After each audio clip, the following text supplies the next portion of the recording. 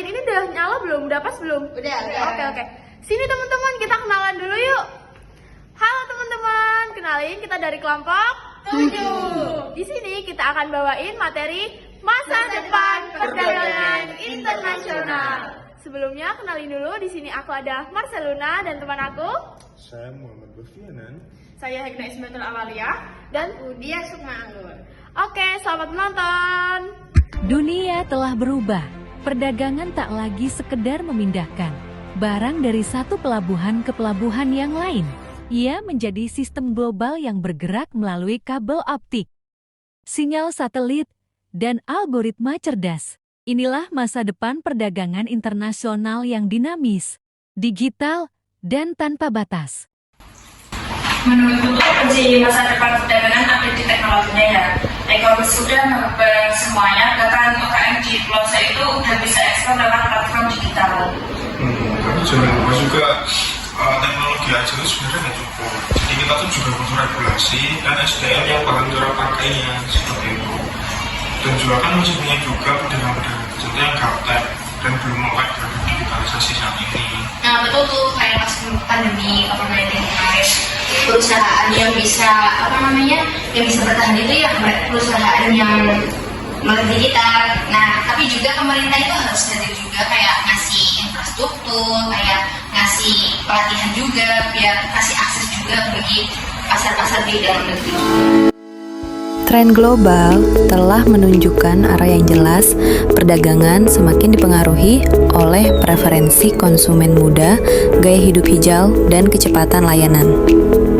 Negara yang lambat beradaptasi akan tertinggal.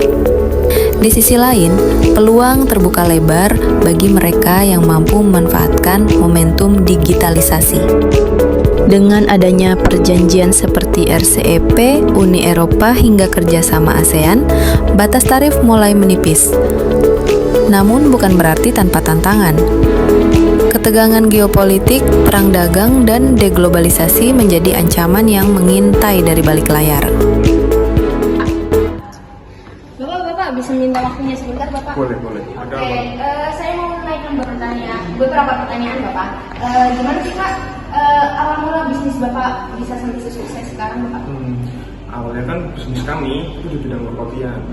Dan ya berjalan selayaknya perdagangan pada umumnya lah, kita berada di pasar domestik dulu. Nah ternyata tuh ada pandemi COVID waktu itu tahun 2020, dan kita mau nggak mau kan harus menggunakan platform yang ada, platform digital.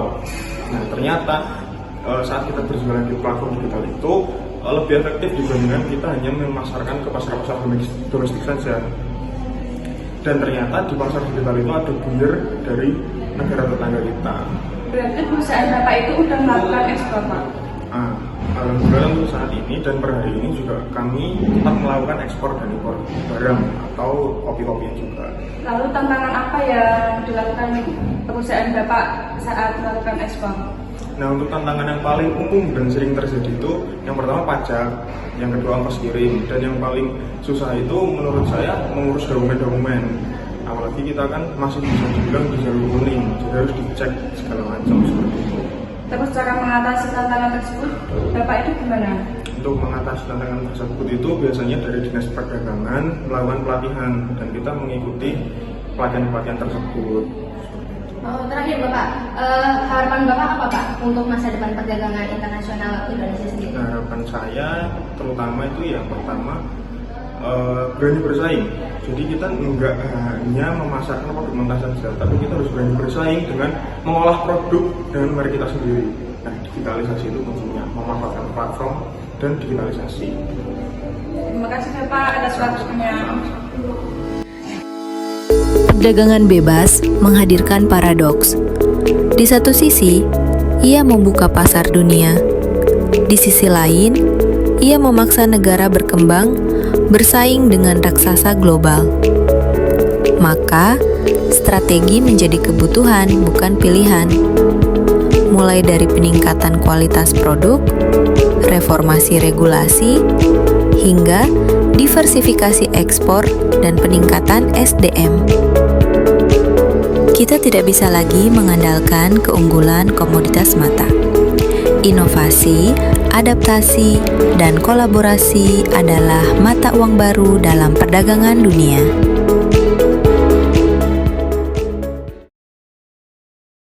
Oke, jadi kami bersedia untuk menurunkan tarif impor asalkan dari negara mitra itu mau bekerja sama untuk memberikan transfer teknologi dan juga pelatihan tenaga kerjanya.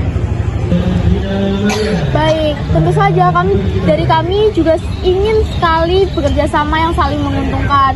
Terlebih lagi, pihak kami sangat tertarik dengan produk herbal di Indonesia dan juga rempah-rempah di Indonesia.